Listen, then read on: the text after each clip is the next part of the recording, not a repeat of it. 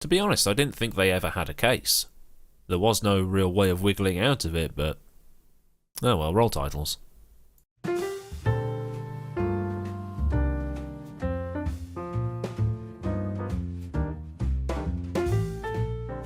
So Sebastian Vettel's disqualification from the Hungarian Grand Prix has been upheld, despite Aston Martin appealing the decision. The crime? Well, they finished with just 300 millilitres of fuel left in the tank. That's... well, it's a can of Pepsi. Other soft drinks are available, of course. And I covered this in my Hungarian Grand Prix review on the Monday after the race, before moving swiftly on to the whole driving standards in BTCC bad, and the unfortunate Marshall death stuff that sort of put a downer on everybody's weekend. 300 millilitres in a fuel tank in Formula 1 is fumes. Like I've already said, it's a can of Pepsi, and the car was borderline about to cough and die at the side of the road. Russell and Latifi pulled over their cars as soon as the race ended to ensure they had the right amount of fuel in the car, and the FIA Rule 2.6.2 of the technical regulations states that all cars must have 1 litre of fuel remaining in the tank for specimen checks. Why it's 1 litre? I'm not sure. Maybe it's to prevent cars from finishing on fumes, or the FIA needs at least 1 litre to check for illegal additives that might not be detected in less than 1 litre of fuel. Now, technical regulations are a bit more cut and dry compared to sporting regulations. Now, sporting regulations is what all that brouhaha surrounding Lewis and Max was at Silverstone. Technical regulations tend to have set penalties attached to them because they're either illegal or they're not. When you have two cars colliding, as we did at Silverstone, there's multiple factors at play. This guy made an attempt to lift. This guy would have been on this trajectory. This guy turned in twice. It's the first lap. It's cold tyres. Benefit of the doubt here, benefit of the doubt there. When it comes to fuel in the tank, it's either the legal amount or it's not.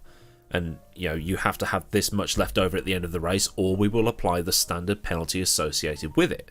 And that's actually written in the rule as such.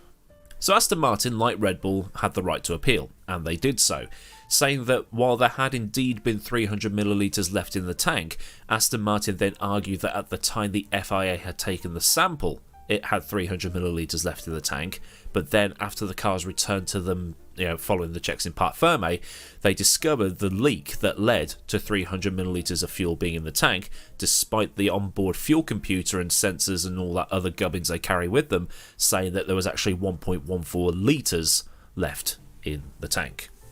And when appealing, you have to present brand new evidence that was unknown and undiscovered at the time, which is what I talked about when Red Bull tried to appeal the crash at Silverstone, to get Hamilton banned for 3 million years. And Aston Martin actually satisfied one of the 4 criteria that the stewards look at. They didn't know there was a leak, then they found one, and then said that this is the reason they had less fuel than they previously thought. Because of the way the rule is written, the FIA said, yes, this is new evidence, it was unknown at the time, and we accept your argument, but it's irrelevant at the same time. And it's because of the way the rule is written.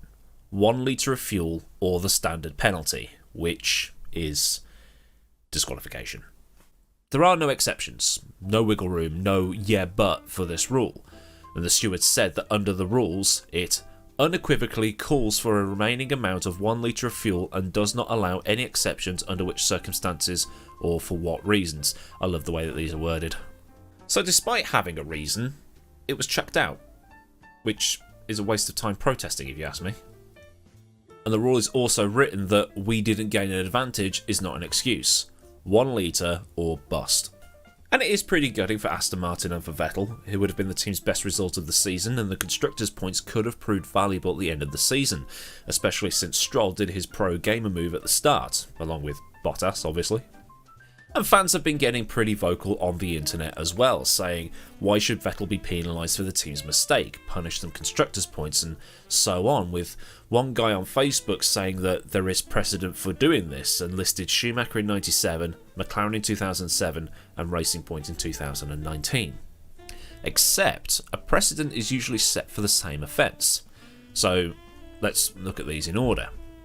Schumacher was kicked out of the Drivers' Championship in 1997 for a deliberate but not judged to be premeditated collision with Jacques Villeneuve at Jerez that decided the Drivers' Championship. McLaren were kicked out of the Constructors for the handling of stolen Ferrari data, but Alonso and Hamilton were able to keep their drivers' point scores. But when Max Mosley says 1 million for the offence and 99 million because Ron Dennis is a it makes it all look a bit sus. And Racing Point were docked 15 points and handed a €400,000 fine for brake ducts which were no longer legal thanks to something to do with stock parts or whatever that rule was. Vettel had a fuel leak. The onboard sensors said 1.14 litres. The fuel tank said otherwise. And that leak could have been from a 50p rubber seal that was a bit iffy, similar to what happened to Damon Hill at the same track in 1997. Something could have come loose over the curbs. It could have been the fuel corroding the line. Look, it could have been anything. It's not like Aston Martin deliberately underfueled the car. But if you want a proper precedent for this, look at qualifying for the 2012 Spanish Grand Prix. Hamilton's McLaren failed to provide the 1 litre of fuel necessary following qualifying, so he was excluded, sent to the back of the grid, and Maldonado started from pole instead. And we all know how that race turned out. In that instance, just like the Williams cars, Hamilton was ordered to stop his car on track after his run, and Sam Michael, who was working for McLaren at the time, claimed force majeure to the FIA. Basically, we had to stop him on track to satisfy the legal requirements, yada yada yada, just like what Williams did. But the FIA went, lol, no, and reported Hamilton for having the incorrect amount of fuel. It was later deemed that he did have the incorrect amount of fuel, was excluded from qualifying, and made to start from the back of the grid. So for some of you, it'll be annoying because it's Vettel, it's your driver that got caught doing this. For many more of you, it'll be annoying and a tad convenient because it promotes Hamilton into second, and those results are now official because Aston Martin has since withdrawn the appeal. But like I say, the technical regulations are a tad stricter than the sporting ones, and I remind you of the rule again: standard penalty attached. Disqualification. So that's the reasons why Aston Martin's protest against disqualification was rejected by the FIA. If you've learned something here today, then give the video a thumb up and leave opinions down in the comments. And if not already, while scrolling down, subscribe with the bell on so you never miss a future video from this channel.